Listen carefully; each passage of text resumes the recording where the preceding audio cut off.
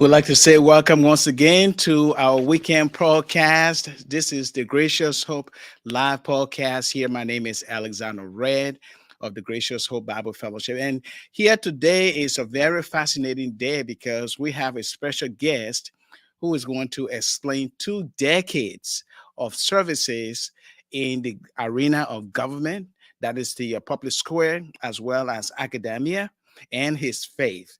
And so we got a whole lot that we hear here from the memoir, A Liberian Life of Dr. D. Elwood Dun. And he is our special guest today. And I'm so glad that he will be here to explain his own experience and how Liberian life that he had experienced, both past and present, and his outlook or perspective on the future will be something that will be so fascinating to listen to today. And so he's a man of faith, and he's a household name in Liberian politics as well as in the academic arena. And so we are so glad to have him as our guest today, Dr. D. Elwood Dun. And I'm here first. I will introduce with I'm here with our co-host, Reverend Suah as Deddeh. Reverend Deddeh, is so glad to be here once again to begin this podcast. And what a great guest that we have today, Dr. D. Elwood Dun. And he has wealth of knowledge and experience when it comes to the Liberian life as a whole. Certainly, there's no doubt about that. There's no question about that. When we talk about Liberian renowned historians that we can count on, dependable, one of the names or the foremost name that will come up would be, I almost said Reverend Doctor. I almost call him Reverend Doctor. Yeah, it would be Dr. Elwood Dun, who have selflessly served our country in various capacity with the government, with the governance committee, with Dr. Sawyer, the Ellen government, with the Toba government. He has a wealth of experience that he's written in the memoir, and we are happy that it's an honor to have him on this program today, on this broadcast, to discuss his work and his love for country. And I'm glad he's a Christian, born again, which is a blessed thing. This program is geared towards that, talking with people who are Christian, people who love the Lord. And then on top of that, he is an academician. So we are glad to have him today. I'm sure we're gonna learn a lot today. We are with the fountain of knowledge. And so, Alex, I can't wait to start this discussion today.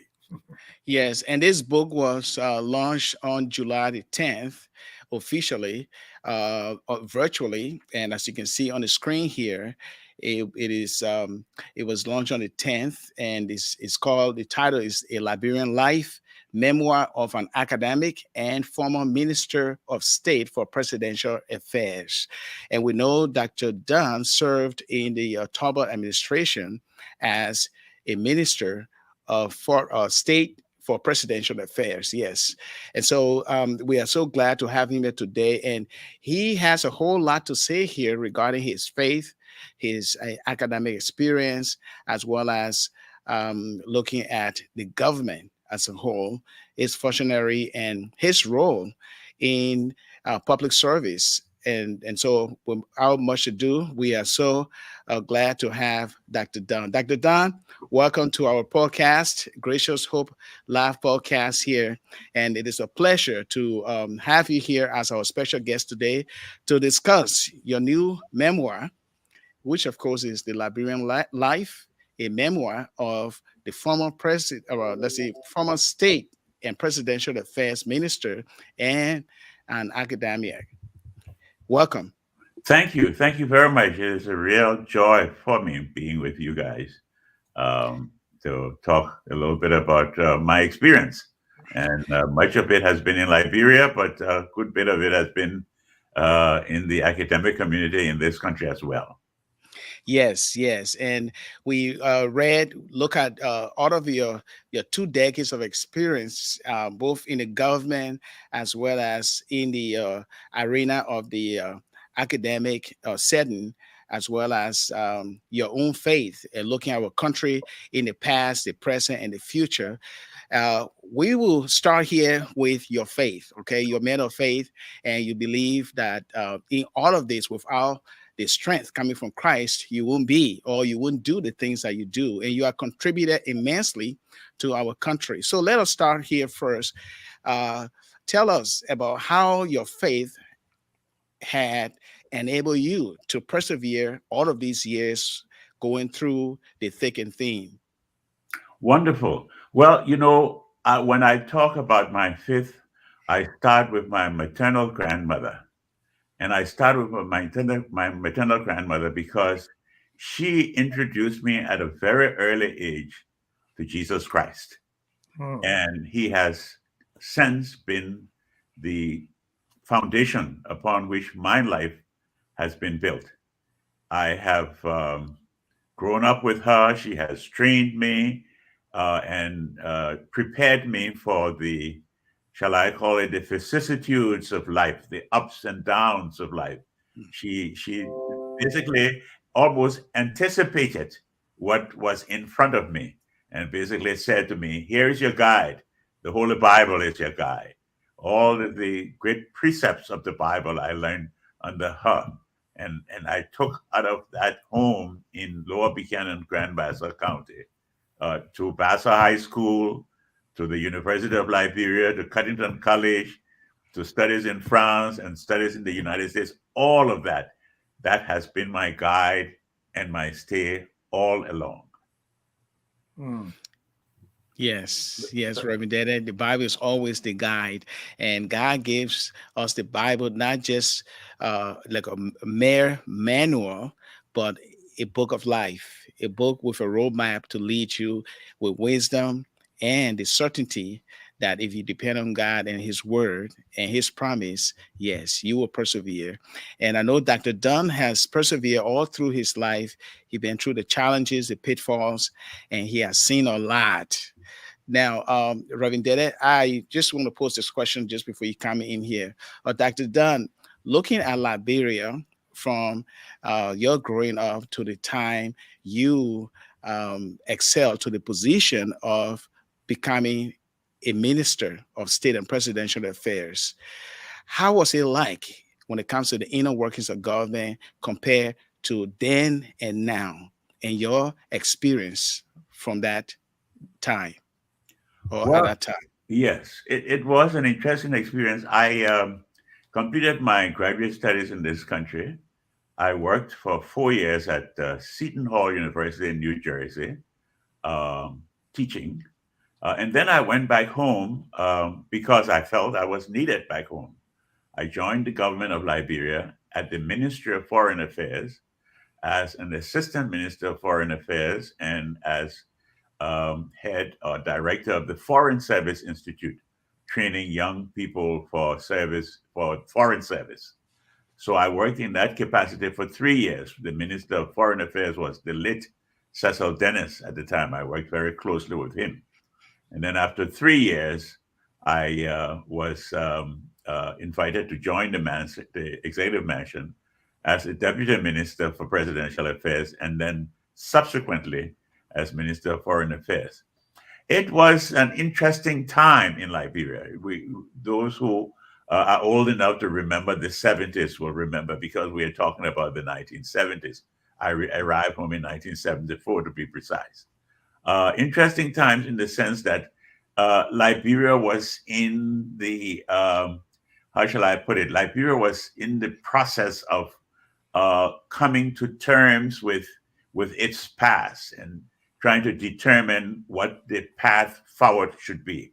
And when I say that, I'm talking about the fact that there was a government in place led by President Talbot, a government very open to the idea of change, to the idea of addressing some of the problems in Liberia's past.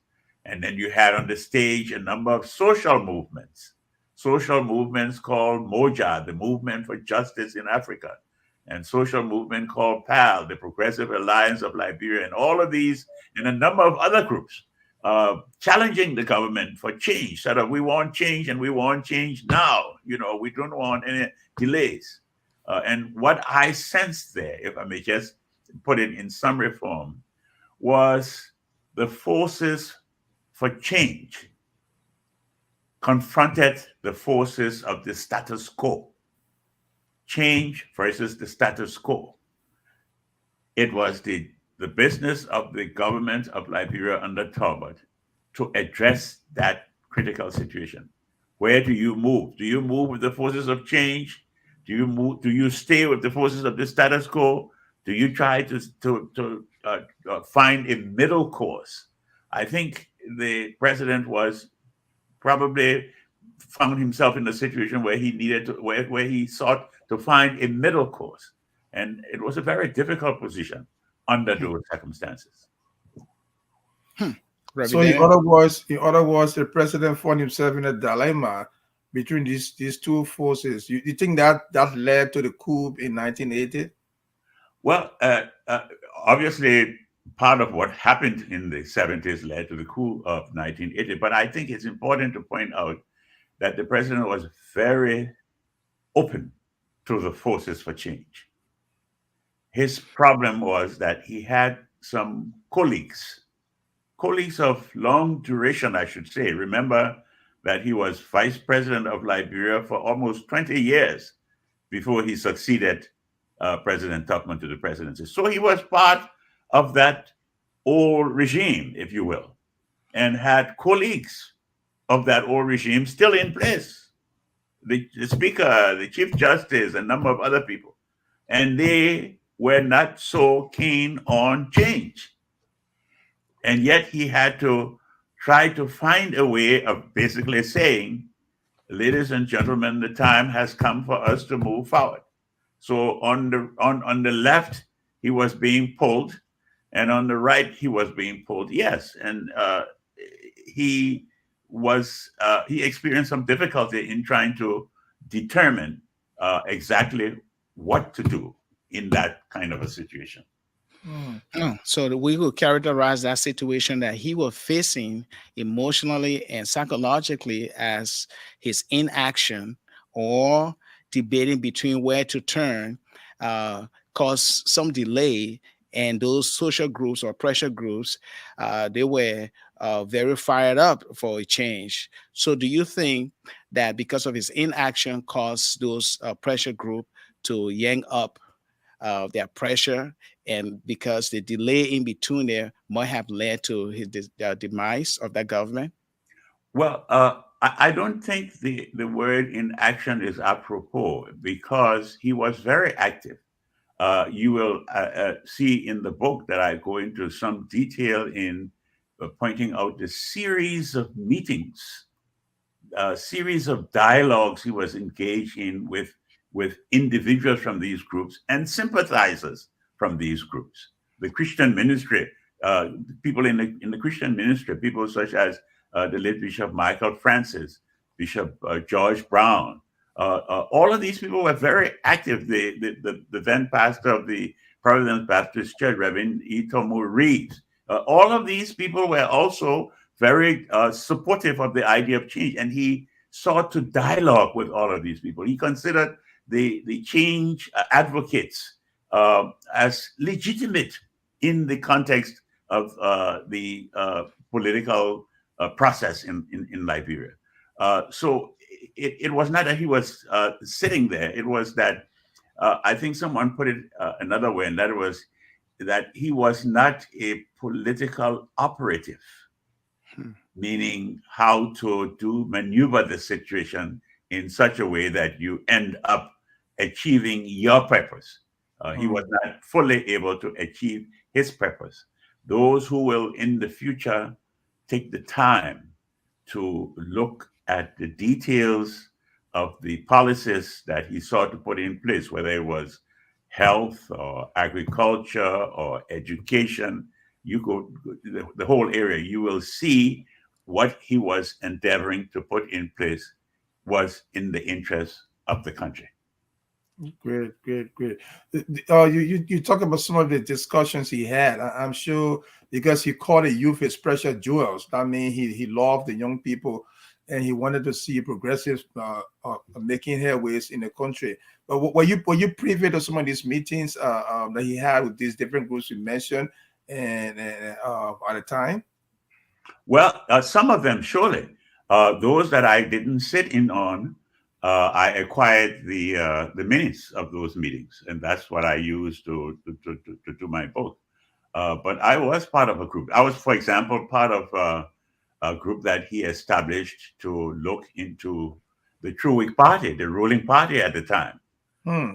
He brought in people from many walks of life and said to them basically, you go and study this party and come up with recommendations.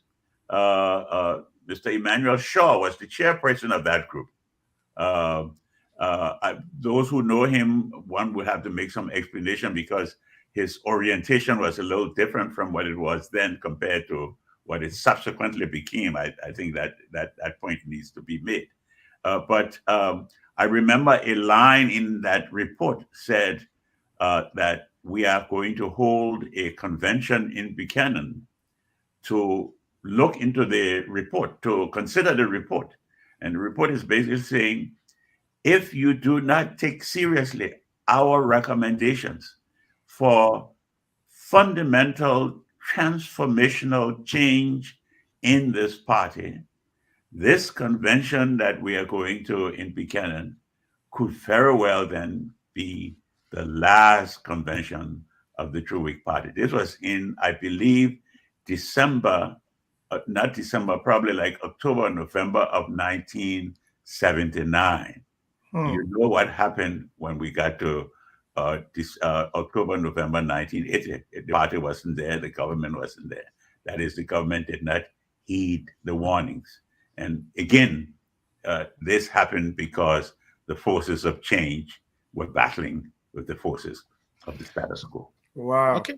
So that battle that was going on at the time, will you say if the progressives, or let's say those pressure groups that want to change and yanking up the pressure, do you think that if they had been patient enough, change was going to come? And if so, do you think this whole thing about the violence that took place, which of course is the coup d'état that took place, was first of all wrong in the first place was wrong? I don't believe that the only way to change Liberia was through violence. In other words, I believe that a peaceful change was possible. And obviously, if we had taken that route, Liberia would be, I believe, in a better place today as a consequence. But of course, history moves in ways that we sometimes cannot control. And the coup came about. Now, why do I say what I said? I say what I said because I worked very closely with Mr. Talbot.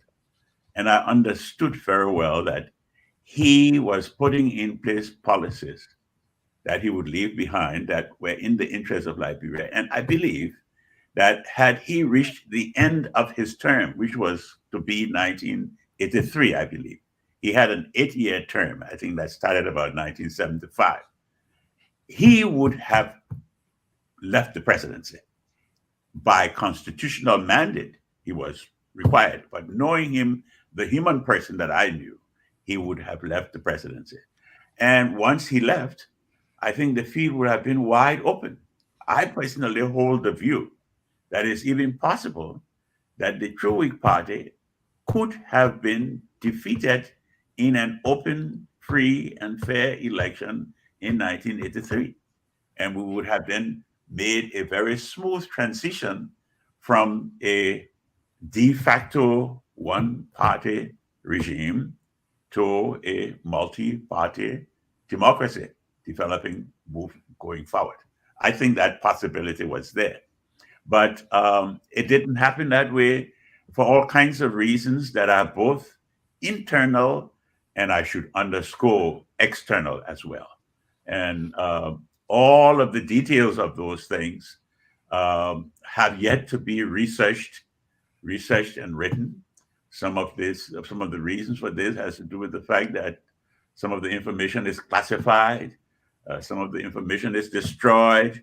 It's all over the place. So down the future, this is in the hands of you young people now, and those that come after you, to go and dig up, because people without knowledge of his history is a people that would have difficulty determining where they are going. It's important to know where you are coming from, to know where you are going. So it's important for all of that history that is buried so far to be unearthed, so that one can understand more fully what transpired and why the change was violent, as opposed to the possibility of a peaceful change that was also in the cards.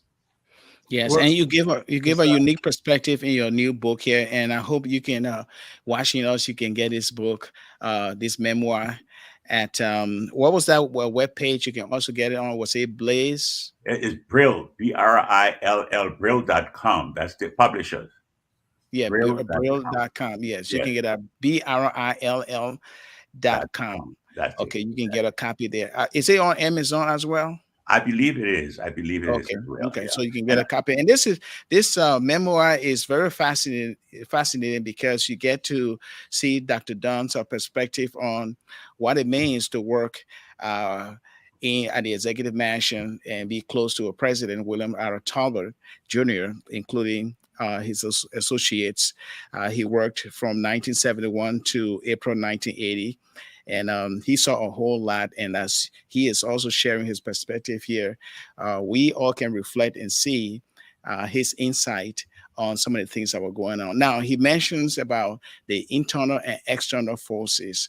Now, the pressure group, put aside the pressure group, do you think, when it comes to external forces, do you think that the pressure group had connection with external forces, or those who took over the soldiers, PRC, were they linked to outside forces other than the social pressure groups? well, that's part of what I meant when I said the research has yet to be done, Okay. and the reasons why it's difficult to go forward with this research. I have endeavored to dig into some of this information, but all I have come up with so far amounts to circumstantial evidence. I have not found the smoking gun, and that is what I'm saying. It remains in the hands of the younger generation to go find that smoking gun, if there is one. I don't know if there is one. Some of us suspect that there may be one, but we have not found it, and therefore the challenge remains to try and find out exactly what transpired. The issue was both domestic and external, as I said earlier on. And there's the human tendency to sometimes say, well, the external is irrelevant. We must just focus on the domestic. And I'm saying it's both. It's not one or the other, it's both. And you must put both together to appreciate what goes on. And yes, there were some connections. I noticed you made this point in your questioning. There were some connections between some of the social movements and some external forces. External forces had an interest in what was transpiring in Liberia, and to the extent that they could make common cause, if I may put it that way, with some of the internal players, they proceeded to do that. Hmm. I'm going back to the book on page 20 here. I see an interesting phrase here. When you relocated to Monrovia, you said that Monrovia for you was a new word. What did you mean by that? Well, I had been born and raised in Grand Paso in Lower Buchanan, and I had come very seldom to Monrovia. I had not known Monrovia and the whole social setting, if you will, of Monrovia. So I was, in a way, lost, not knowing where to go or what to do. But I found my way when I began going to my church, Trinity Cathedral, Trinity Pro Cathedral at the time, and discovered there the late Father Seth C. Edwards and the Reverend Canon Purchase car, and then found my way to the YMCA, and Mr. David Howard was the Secretary General of the YMCA, and Yancey Peters Flower was his assistant. And then there was something called the National Student Christian Council of Liberia, and I found my way there too. And these were the institutions that helped me find my way through Monrovia. They had helped me navigate my way, if you will, through Monrovia. And there's something very important that came out of all of that. And that very important thing was that I then, through those institutions, I was given the opportunity to leave Liberia and travel to East Africa for the very first time in my life. It was my first time leaving Liberia. I attended in 1962 in Nairobi, Kenya, the All Africa Christian Youth Assembly. And that was an eye opener for me. It opened me to the rest of the African world and all of what came with all of that. That was a tremendous experience for me. That's great. That's good. Alex? Yes, yeah, tremendous experience looking at Monrovia at the time, where there was a peaceful setting, educational system running, everything running efficiently when it comes to basic needs, basic necessities like electricity, water, all of those things, amenities that Liberians were enjoying at the time.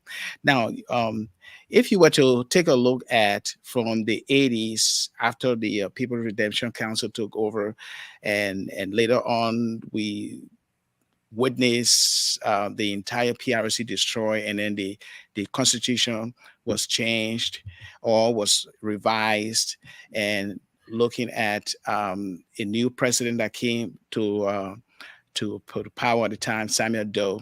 How will you characterize, if you were to explain to a younger generation today, if they were to listen to you, how will you characterize all of those incidents that took place?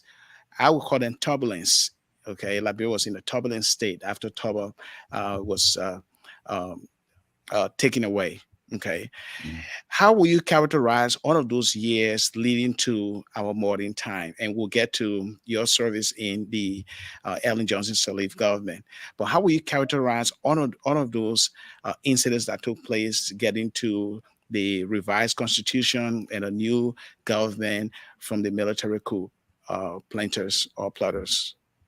Well, listen, the first thing I will say is this. For me, the point of departure is what happened in the decade of the 70s. The decade of the 70s suggested that Liberia needed to pause and to reconsider a lot. And I think this happened in the 70s. And I think the blueprint for Liberia going forward was somehow there in the 70s as well. It may sound a little strange to some people, but the point I'm trying to make here is all of the things that suggested that we needed to move forward and move forward deliberately were happening in the 1970s, including, for example, proposals for constitutional change. People were beginning to talk about those. There was a national commission that was set up to look at the Constitution, to look at national symbols and those kinds of things in the 70s. And so some of us felt when the coup took place and the dust had settled, when the ugliness of the executions and all of that had happened, some of us thought that given the role of the civilians who were part of the PRC government, that they would guide this military government in the path forward to pick up some of those unrealized things of the 70s that I was just talking about and move forward with it. But there was, I think, an unwillingness on the part of some, probably particularly President Doe, to do this. And what I mean by that, when I say unwillingness, what happens? We first see that a new constitution committee is established. Dr. Suah is made the chairperson of that committee. A draft is concluded. And that draft constitution is a good document, I think. But what happens?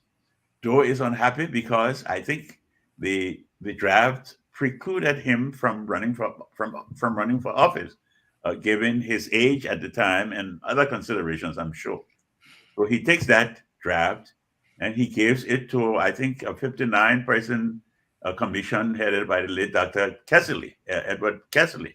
Send them to Banga and says to them, do with it what you wish, but come back with something that I can digest, that I can accept. They come back with something. What is that something?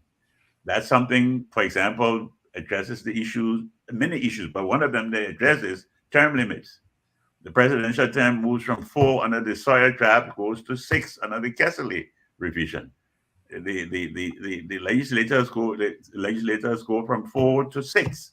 The Senate goes from 6 to 9. We are laboring under all of that as we speak. This is what is happening with that constitutional change. Then you had the other element, and that other element was infighting among the PRC members themselves.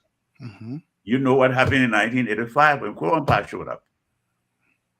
And from that, that leads us to 1989, Christmas Eve, 1989, and a terrible civil war that followed. Okay? Then we overcame all of that. And then the challenge under the new regime of Ellen Johnson Sirleaf was now to clean up all of that mess and try to put Liberia on a forward-moving path. That would be the story of the Sirleaf regime and the extent to which she was successful in making some headway. And that brings us to your work with the good governance with Dr. Sawyer. And I think you work very hard to couch the Vision 2030. Would you mind elaborating on that Vision 2030 in terms of where it was then and where it is now? Yeah. When I think about the Vision 2030 project, which was basically a long-term perspective study of Liberia as a system, I sometimes go back to this idea we've seen come up very often in Liberia of a sovereign national conference. Quite often when we run into problems, I think that happened during the Taylor period. At one point, we heard a whole lot of talk about a sovereign national conference, but it didn't take us very far. And the idea there basically is, after all of these ugly things that had happened, coup, bloodletting, coup plot here, coup plot there, civil war, and so forth and so on, hasn't the time come, it was thought, to pause, to do a national pause, and to reimagine Liberia? I think that's the term that one wants to invoke here. Reimagine Liberia. And when I say reimagine Liberia, it isn't just one or two people or what some may call the Liberian intelligentsia doing it. It is a process that should be based in knowledge. You can't move forward until you are solidly based in knowledge. So do research and find out what Liberia has been and what Liberia is at that point. Okay? But the other part of it, which is very important, is to hold national consultations throughout the country. I recall it was my first opportunity to sit in a vehicle and drive from Foya in Lofa County to Vahon in Lofa County. I had never been on that path before, but here I was because we were engaged in the business of holding national conversations throughout the country. Some of us went in one direction, others went in, but we covered the country as a whole. And the idea here was to consult the people. The businesses go to the people and say to them, here is our idea of what we should be doing with this country. What do you think about it? Tell us your own views about it. Tell us what you think we should do with the Constitution, for example, with the role of women or the absence of the role for women. Whatever it is, just tell us what you think. This is what we want to do with education. Tell us what you think. And we wrote down. We didn't stop there. We came into the diaspora to do the same thing, to consult with the people. And the idea was, after you gather all of this wonderful information based in knowledge, you put it all together and you develop a framework for bringing it to the people in a way that they will take ownership of what you have done. That's the basis upon which we will go forward. I used to have quite a few discussions with Dr. Tubana and Tipote about this process of ownership, and he got into some trouble with his friend President Ellen Johnson Sirleaf because he was insisting that this thing is going to die when the regime dies if we don't succeed in ensuring that the people take ownership of it. And we did not succeed, I'm sorry to say, in getting the people to take ownership because the process was not completed. And I make that clear in the book as well. The process was not completed. A lot of wonderful things were begun during the Sirleaf administration, but those wonderful things were not brought to term.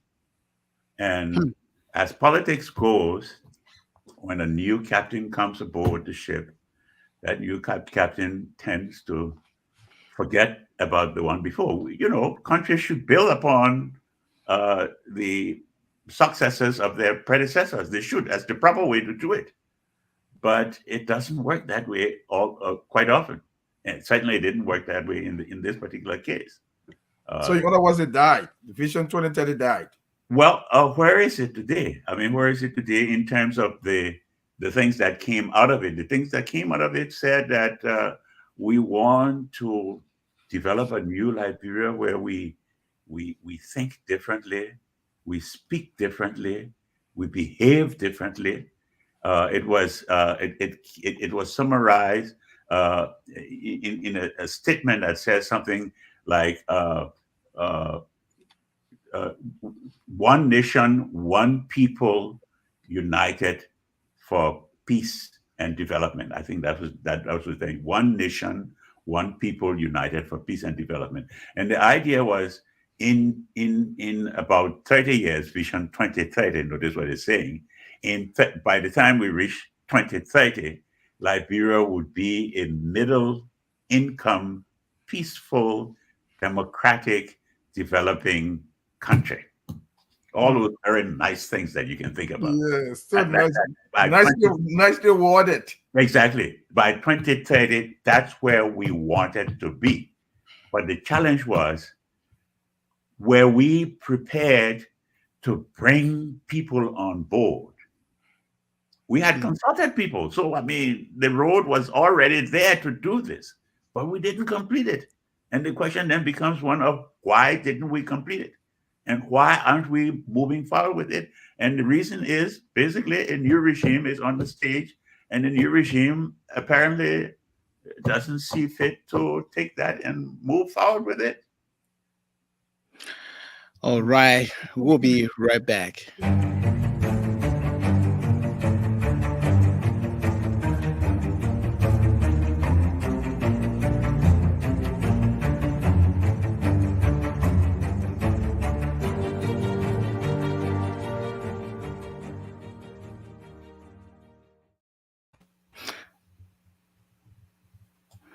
All right, welcome back here. And this is the Gracious Hope live stream podcast. And our special guest today is Dr. D. Elwood Dun. And he has 2 decades of experience working in both government and the academic arena. And he's a man of faith. And his last work that he did, he was the chair at if I'm not mistaken here, he used to be at Sewanee. It's at Sewanee College, a private college, Episcopal Liberal Arts College in Sewanee, Tennessee. It is popularly known as Sewanee College. And he served there as the chair. Please correct me here, Dr. Dunn. You served there as... Well, at one point, I was chair of the political science department. Yes, but yes. For the most part, I was a professor in political science there. Professor in political science, and you retired now after how many years? 30 years? 31 years. Wow. 31 years. That's a long time. And this retirement, yes, is worth it because we've been through a lot with both in the academic arena and also politics, or I mean, I say governmental affairs. Okay, now we're talking about change. We all yearn for change in our country, and we see politicians come up every time, new politicians, older politicians, and they all vow to do the best to lead our country progressively and for Liberia to be a better country. As we look around, we see countries like Ghana, Sierra Leone, and other countries that had an independence like late, like in the 60s. And look at our country when it comes to development. We tend to listen to people who want to be leaders. Now, from your own perspective and your insight on the past government that you work for, both the 20th president of the Republic of Liberia, President Talbert, and the 24th president, Mrs. Johnson, Salif. Uh, Now, change is necessary. And you said that your government, the government that you worked for in the past, that is a Talbot regime or administration, let me not use that whole regime, administration, the blueprint was there. It's just that if the pressure groups would have been a little bit patient, things would have panned out after the president leaves office in 1983, constitutionally mandated for him to do so. It would have been possible for Liberia to be a better place. Now, opening up the system caused chaos. Do you think Liberia, as you look at Liberia right now, we all talk about democratic ingredients or democratic values and principles? Do you think Liberia really needs a democratic leader or a mixture of aristocracy or democratic leader? Because if you look at all of our leaders, they have been centralized in power. And the more you open up, things, run amok. So what do you think from your own understanding, if you look at our political system, what kind of a political system should we have that will at least serve the needs of everyone? Because the ownership you're talking about, it is not happening. And power and decisions are left in the hands of the few. Yes, and power and decisions are left in the hands of a few because we have a system that has not changed. We have a system that centralizes power rather than decentralizes power. And part of the struggle over these many decades in Liberia has been to decentralize power. I personally am a strong believer in the tenets of democracy. I don't believe that that is right to have a system of governance where the people who are being governed are dictated to by one or a few people. But in the case of the Liberian experience, I think had we done it with, in a gradual manner, and understand that I should step back and say most countries develop democracies in a gradual manner. The United States of America, this country where we are, when they started, the democratic space was not as open as it is today. I assure you, you know that. And many people listening to me know that. First of all, the number of people who had the right to vote was very small compared to what we have now. You had slavery and all of that came into the picture. People had property qualifications for voting. All of the European powers, they went through monarchies and all of that, and gradually moved in that direction. I sometimes used to talk a lot with my students about France, particularly, where you've had the revolution, 1789 revolution taking place, put an end to the monarchy. The monarchy is restored. Military dictatorship comes in. The monarchy comes back. And nothing settles in France from that 1789 revolution until we reached 1958 with the establishment of the French Fifth Republic. Then things begin to settle in France. So what I'm trying to say is that when you put a group of people together and you say this is a country, things don't happen overnight. It moves sometimes at snail's pace. I know people are impatient sometimes, but this is the consequence for moving fast. as fast as we have moved. And that has brought us to where we are. We have talked about all of the ugly things that have taken place along the way that brought us to where we are. Now, where we are, we can look back and learn lessons from what has happened. And I think one of the lessons we need to learn is that the system that we have in place needs to be fixed. And one way of fixing it is to do serious constitutional review and engage the population, go back to some of the ideas from the Vision 2030 thing. And when I say go back to some of the ideas, that is engage the people in the process. You know, when you do constitutional review nowadays, you don't just put a group of constitutional experts in the room and say, go write a new constitution. You know, after they have done a draft, or even while they are doing the draft, it behooves them to go to the people and engage them before they finalize the draft. And once they have finalized the draft, go back to the people and say, this is our sense of what we are collectively agreeing upon. And let them have their input. Then you finalize it and say to them, well, look like this thing is for all of us now, since all of us fashioned it. I think until we are able to put together a governing document, a constitution that decentralizes power, that brings power closer to the people. And, you know, I'm not saying this for the first time. A lot of people have been saying this. There's this man called Wedolier, who is, I think, currently the chairperson of the Governance Commission. He's written a book on the whole idea of decentralization, I'm told. So until we do that, power will remain concentrated.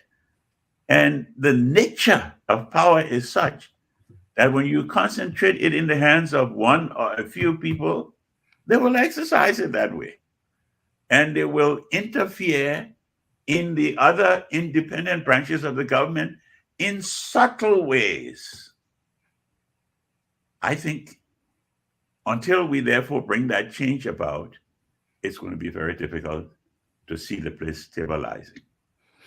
And when you look at the Constitution, are you looking at change relating to a presidential term, or what kind of a change would you like to see, or what would you like to see revised in our Constitution? Well, you know, I had the opportunity to serve as a member of the Constitution Review Committee during the Erling Johnson Sirleaf administration. So we had the opportunity to look at the whole area, all of the areas of the Constitution. Yes, of course. Term limit is one of them. Talking about Christianity and politics and so forth and so on. We were at one of the meetings, you know, the committee's meetings, and a group of evangelical Christians showed up and said, "We understand you guys are going to Banga to finalize your work and to come and make a report, but we are coming here to insist that one of the recommendations we want you all to put in the Constitution is that Liberia be declared a Christian country." You probably may have read a little bit about this because it's just a few years ago that this happened. Mm-hmm. So I'm just saying this to say that you open up the process and let people come, but be very careful about how you handle it. And the reason why I say be very careful, because you don't want to start a religious conflict. Mm-hmm. Mm-hmm. Liberia is a country that has African traditional religion, that has Islam, and that has Christianity. So you have to be very careful about what you do with religion in the public square. Mm-hmm. Exactly. And what will you say for those who look at the Constitution, particularly the preamble that declares, you know, God's sovereignty and His grace and His provision for establishing a country or nation state, and also God as the God's providence gives the grace for a country to be established, and that very country's survival is dependent on God.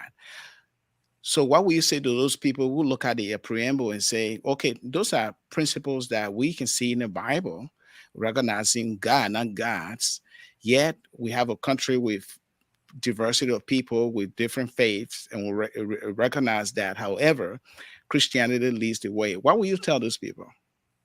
Well, no, I think that the idea of acknowledging the providence of God was reflected in both the founding Constitution of 1847, as well as the Suah draft, and as well as what we have now, the 1986 Constitution.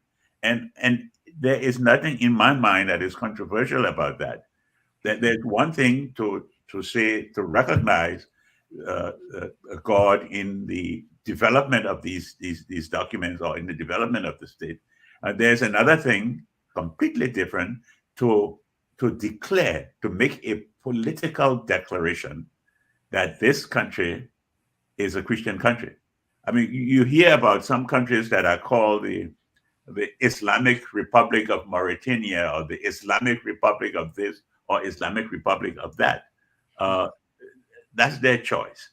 We do not carry out our political arrangement that way. We recognize God's presence and providence in all of this, but it's very different from making a political declaration that a country like Liberia is a Christian country.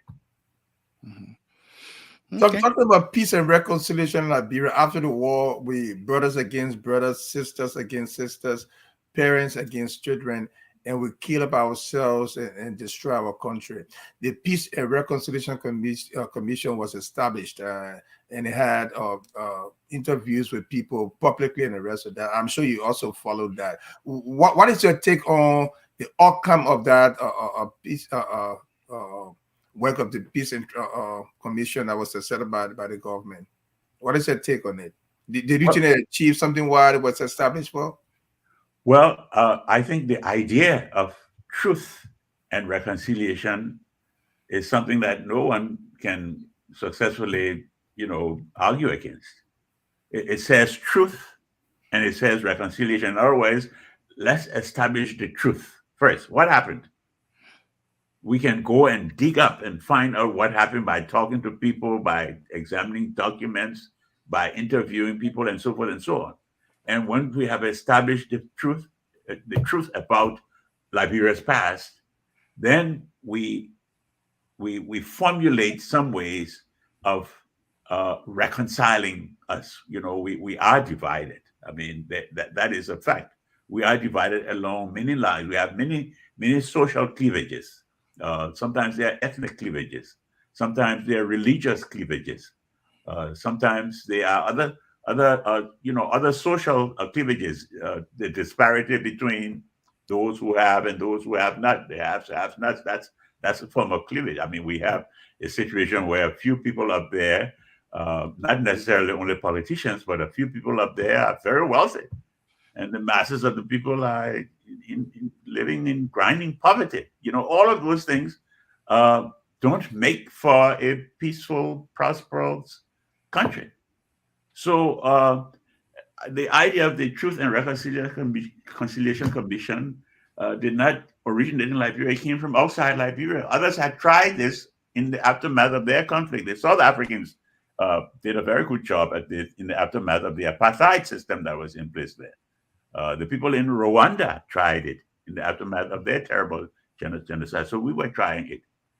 And I think we did a good job of digging into the past, but there's some problems about how we interpret some of this past. But the major problem is that the politicians who were in power when the report came out viewed the report as inimical to their interests. And therefore, they sought to make it inoperative. The major thing that happened was a case was taken to the Supreme Court.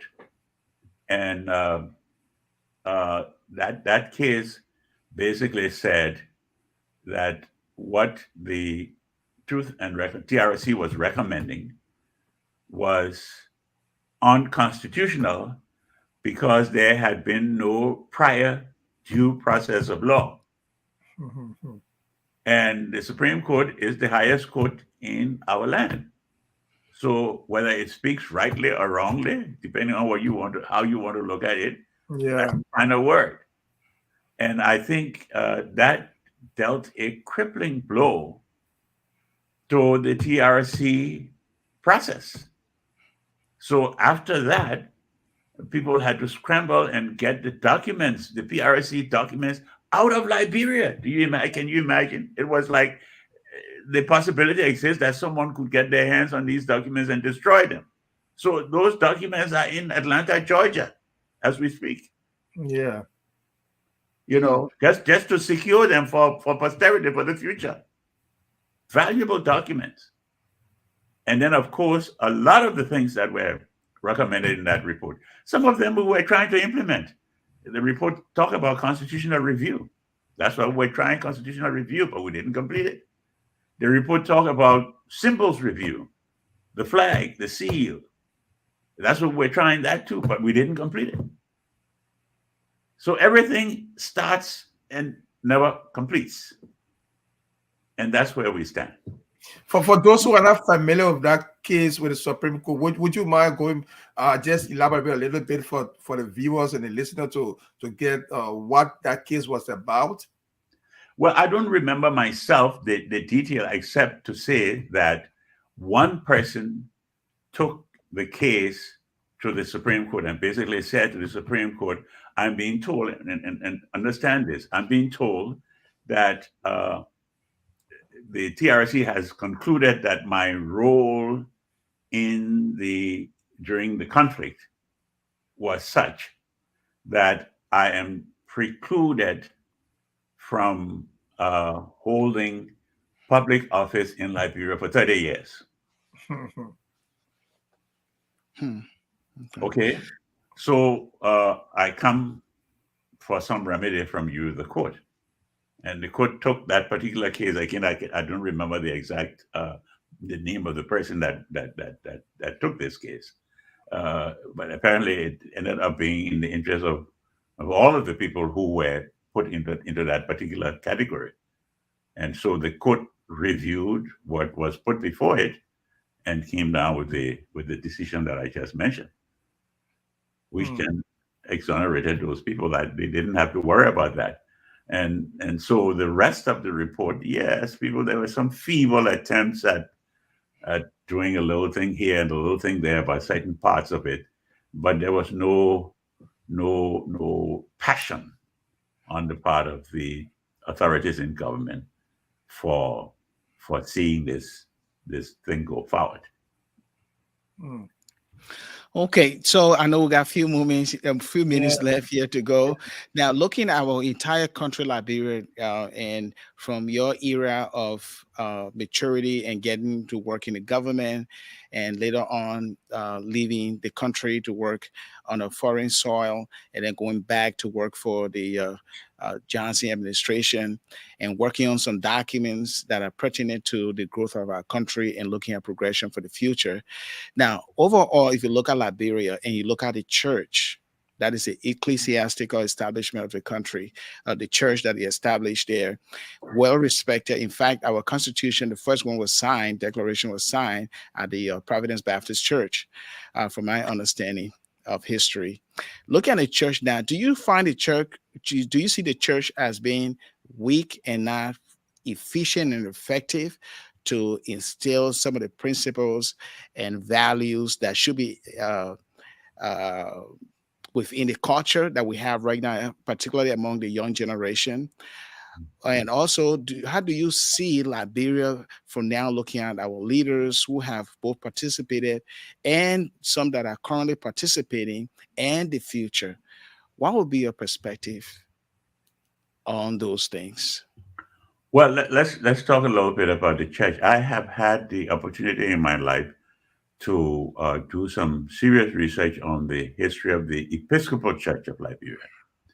I did a book that was published in 1992 that is simply a history of the Episcopal Church in Liberia, 1821 to 1980. And I use archival research.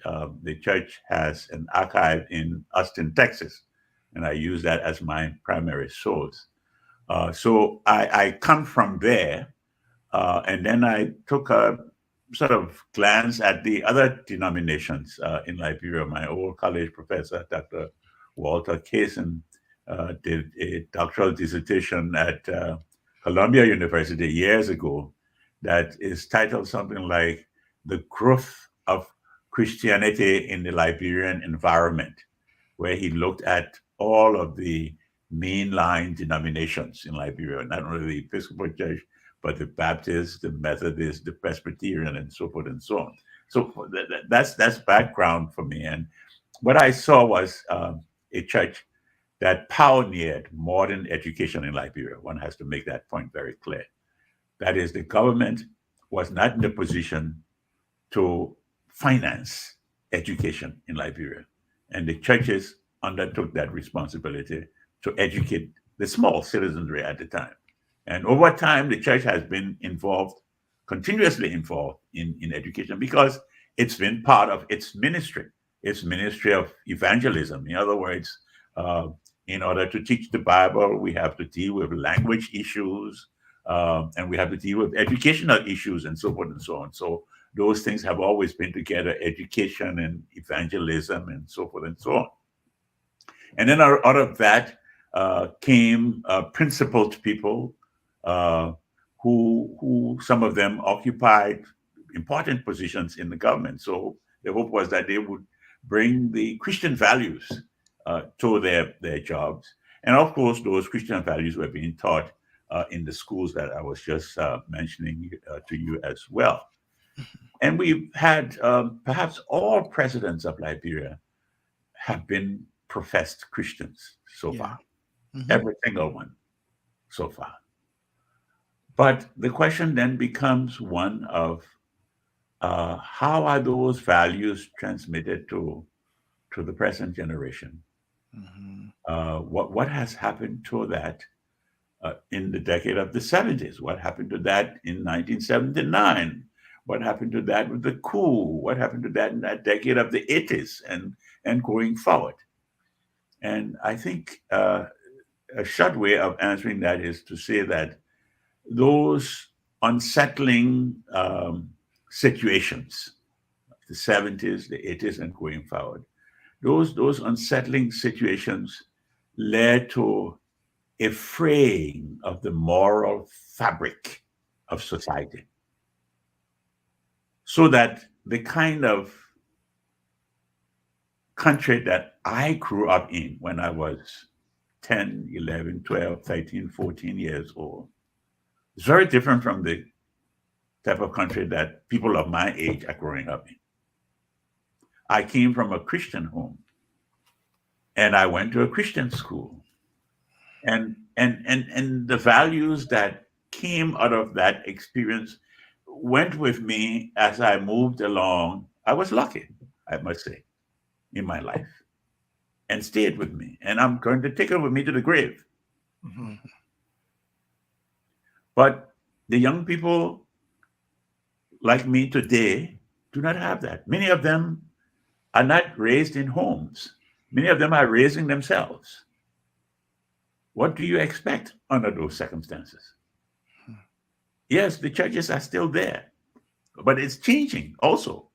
Once upon a time, we were talking about mainline denominations. Even in the 70s, we're still the mainline denominations were still in the forefront, but they have been challenged by a significant number of people on the more Pentecostal evangelical side.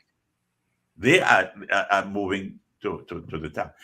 So there is something called the Liberian Council of Churches, and I sometimes wonder whether there are more council of churches than we had in the past. So you have one that started in 1982, but I'm told that there are many others from the many others. You have a whole lot that seem to have emerged at the present time. So it's hard to therefore say, for me at least, on the basis of my limited knowledge and experience, to say whether the church is there as an institution, as the voice of God, saying, "Thus said the Lord" to society. There are individuals who play this role. I think my bishop, the new bishop of the Episcopal Church of Liberia, Bishop Silly, I have heard him preach on many occasions since just for this brief period that he's been bishop. And I think he does that very well. Someone like the late Michael Francis did that very well. And I mean, we can name a few here and there. I think former Methodist Bishop Arthur Kula does this very well. I'm just thinking about names and throwing them out. And we need more. Reverend Reeves at the Providence Baptist Church, who is the current president of the Liberia Council of Churches. I think he does that very well. And I'm sorry if I'm calling names. You have to be careful when you start calling names because you sort of leave out some. I'm just remembering some and saying it. But we need more of that. And we need to do two things. The two things I think we need to do is to pay some attention to the family unit, and what we do in that unit. That's the nucleus for all societies. What we do in that unit, and bring the children there, and not let the children raise themselves. So we need to pay attention to that. And the second thing we need to do is to find a way to bring the teaching of civics to our schools. That's something that is going to bind us together as one people, that we have a common understanding of our past and a common sense of our destiny, common sense of where we are going. Once we have understood that past and understood it well, it's a challenge in both cases. It is a challenge, and we are so glad to speak with you today. And if you haven't gotten his memoir, we ask that let me put on the screen here, A Liberian Life, memoir of an academic and former Minister of State for Presidential Affairs, Dr. D. Elwood Dun. He has been explaining 2 decades of experience in government, academia, and his faith. He is strong in his faith, and we all hope that as we read his book, we'll get to know more about him and what he has been doing, his contributions over the years in our homeland, Liberia.